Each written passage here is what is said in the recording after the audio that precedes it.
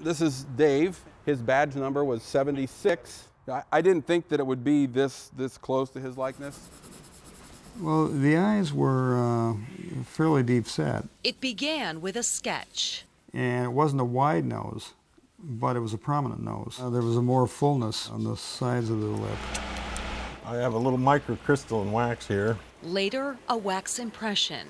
End up getting a pretty good impression of his face. Stephen Geddes and Robert Moore never met David Tyson, but together they've conjured a three-dimensional likeness of the fallen Westerville firefighter. From the beginning, he was kind of a personality that wasn't in the room. Picture by picture, line by line, Geddes developed a relationship with the man who's been gone nearly 14 years. He became a real person. You know, occasionally you're working on a corner of an eye or something, looking at an imperfection, and then all of a sudden you realize, oh, that's his eye, you know, the humanity, I guess, of him comes around. It's the details that transform a head into a personality, one contour at a time. A lot of his fellow employees said, well, I don't know if we'd recognize him without a dip in his lip here. We didn't want it to be just another fireman on a pedestal. They're not just trying to sculpt a figure,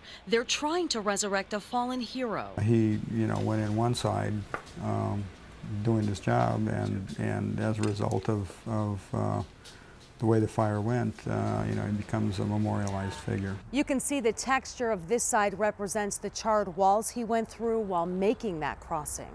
From the other side, the metaphor is complete. The expression on his face resolute as he stands there facing the unknown. They just really brought to life the situations that firefighters have. When we go into a building, a lot of times we don't know what's on the other side. Fellow firefighter Tom Ullum was the driving force behind the memorial and spent the last 13 years trying to envision Sunday's unveiling at Westerville's First Responders Park.